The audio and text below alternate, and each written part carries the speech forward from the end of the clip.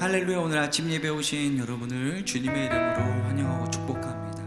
생명의 빛으로 우리 삶에 찾아오신 주님께서 우리 안에 어둠을 거두시고 빛으로 우리 삶을 채우실 것을 기대하며 나아갑니다. 빛이 없는 내 삶에 찾아오신 주의 빛이 내 삶을 비추어 갈 때 생명이 되네. 거부할 수 없는 그 빛이 내 삶을 비출 때 내 삶은 그분 앞에서 생명이 되네. 빛이 없는 내 삶에 찾아오신 주의 빛이 내 삶을 비추어 갈 때 생명이 되네. 거부할 수 없는 그 빛이 내 삶을 비출 때 내 삶은 그분 앞에서 생명이 되네. 예수는 빛, 예수는 말씀, 예수는 어린 양, 예수는 사랑, 예수는 주, 예수는 진리, 예수는 나의 힘, 나의 왕. 빛이 없는 내 삶에 찾아오신 주의 빛이 내 삶을 비추어 갈 때 생명이 되네. 거부할 수 없는 그 빛이 내 삶을 비출 때 내 삶은 그분 앞에서 생명이 되네. 예수는 빛, 예수는 말씀, 예수는 어린 양, 예수는 사랑, 예수는 주,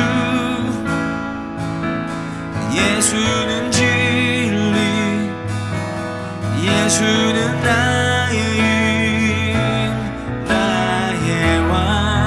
예수는 빛,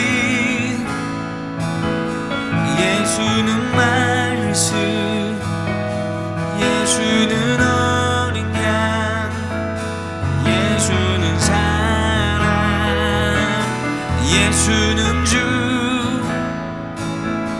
예수는 진리, 예수는 나의 힘, 나의 왕.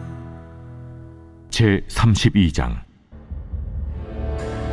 욥이 자신을 의인으로 여김으로 그 세 사람이 말을 그치니 남종족 부스 사람 바라겔의 아들 엘리후가 화를 내니 그가 욥에게 화를 내면 욥이 하나님보다 자기가 의롭다 하며 또 세 친구에게 화를 내면 그들이 능히 대답하지 못하면서도 욥을 정죄함이라.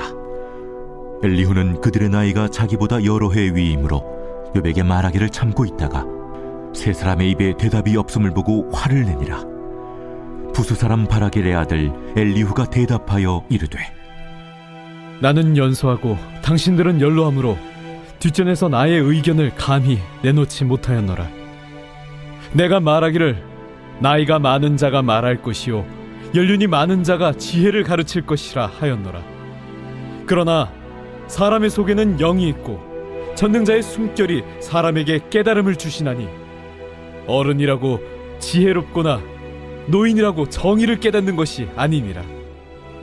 그러므로 내가 말하노니 내 말을 들으라. 나도 내 의견을 말하리라. 보라, 나는 당신들의 말을 기다렸노라. 당신들의 슬기와 당신들의 말에 귀 기울이고 있었노라. 내가 자세히 들은즉 당신들 가운데 욥을 꺾어 그의 말에 대답하는 자가 없도다. 당신들이 말하기를 우리가 진상을 파악했으나 그를 추궁할 자는 하나님이시요 사람이 아니라 하지 말지니라. 그가 내게 자기 이론을 제기하지 아니하였으니 나도 당신들의 이론으로 그에게 대답하지 아니하리라. 그들이 놀라서 다시 대답하지 못하니 할 말이 없음이었더라. 당신들이 말없이 가만히 있어서 다시 대답하지 아니한즉 내가 어찌 더 기다리라. 나는 내 본분대로 대답하고 나도 내 의견을 보이리라. 내 속에는 말이 가득하니 내 영이 나를 압박함이니라. 보라, 내 배는 봉한 포도주통 같고 터지게 된 새 가죽 부대 같구나. 내가 말을 하여야 시원할 것이라. 내 입을 열어 대답하리라. 나는 결코 사람의 낯을 보지 아니하며 사람에게 영광을 돌리지 아니하리니 이는 아첨할 줄을 알지 못함이라. 만일 그리하면 나를 지으신 이가 속히 나를 데려가시리로다. 사랑하는 라이프처치 성도 여러분, 오늘은 욥기 32장을 통해서 하나님의 음성을 듣고자 합니다. 욥기 32장에는 엘리후라는 젊은 청년이 등장을 합니다. 아무래도 엘리후는 이 욥의 세 친구와 욥의 대화를 그냥 옆에서 묵묵히 기다리면서 지켜보고 있었던 것 같아요. 여기 본문을 보니까 6절에 이렇게 되어져 있습니다. 부스 사람 바라겔의 아들 엘리후가 대답하여 이르되 나는 연소하고 당신들은 연로함으로 뒷전에서 나의 의견을 감히 내놓지 못하였노라. 그러니까 나이가 좀 어리고요, 그리고 좀 나이가 있으신 우리 세 명의 친구들과 욥 어른의 이야기를 듣는데 내가 좀 나도 끼어들어서 말하고 싶고 내가 이 얘기 하고 싶은데 자기가 나이가 좀 어리니까 그들을 존중하고 예의를 지켜주면서 기다리고 있었습니다 라고 그렇게 고백을 합니다. 그러면서 참지 못하고 이제 내가 좀 말 좀 하겠습니다 라고 이야기를 하는데 9절에 이렇게 돼 있습니다. 어른이라고 지혜롭거나 노인이라고 정의를 깨닫는 것이 아닙니다. 그러므로 내가 말하노니 내 말을 들으라. 나도 내 의견을 말하리라. 그러니까 제가 말을 좀 할 테니 제 말 좀 들어주십시오 라고 이야기를 합니다. 그렇죠. 때로는요, 나이가 물론 나이를 먹어가면서 얻게 되는 지혜와 깊이가 있지만 꼭 나이를 많이 먹었다고 해서 더 지혜로운 건 아니에요. 나이가 어린 사람들에게도 지혜가 임하죠. 사실 지혜는 하나님이 주시는 겁니다. 하나님의 영이, 성령이 우리에게 지혜를 주는 거죠. 가끔 저도 우리 아이들과 대화를 나누다가 보면은 깜짝깜짝 놀랄 때가 있습니다. 저보다 제 아들이, 제 딸이, 우리 어린이들이 야 정말 지혜롭다, 얼마나 이렇게 지혜로운가, 그런 생각을 종종 하게 됩니다. 그렇죠.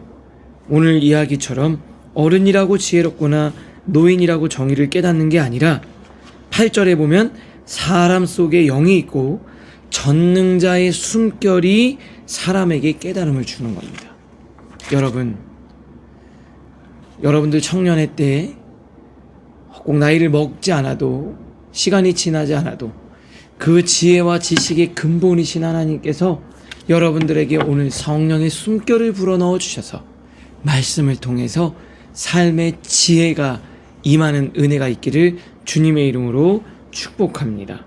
그러면서 이 엘리후가 거침없이 말을 쏟아내는데요, 자신도 마찬가지였어요.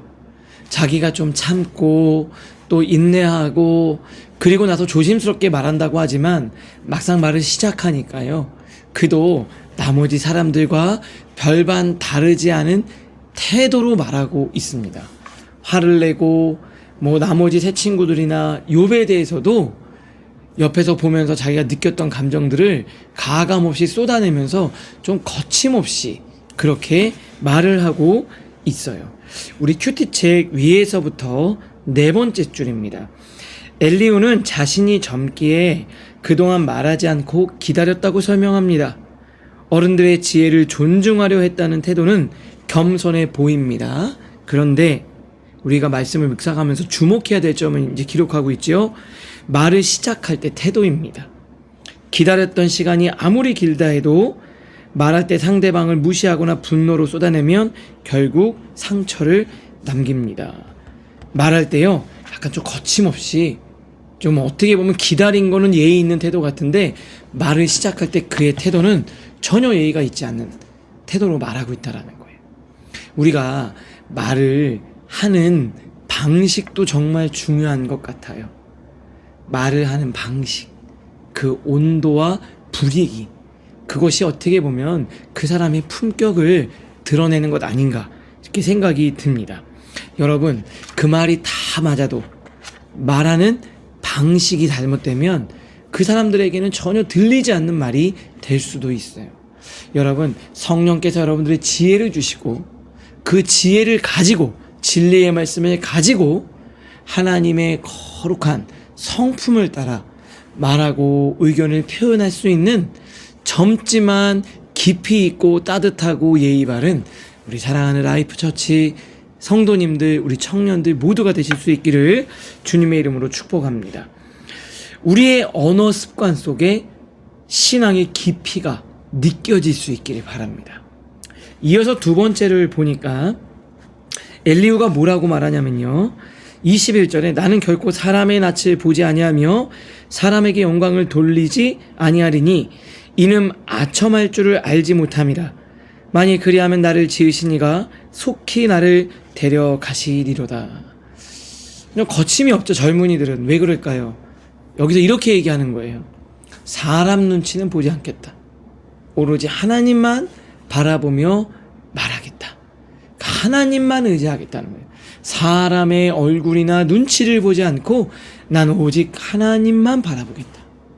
사랑하는 라이프 처치 성도 여러분, 우리 하나님만을 바라보며 사람 눈치 보지 않고 사람들의 여러 가지 모습들에 좌우되면서 흔들리지 않고 말씀과 믿음 안에서 신실히 오늘 살아가실 수 있기를 바랍니다.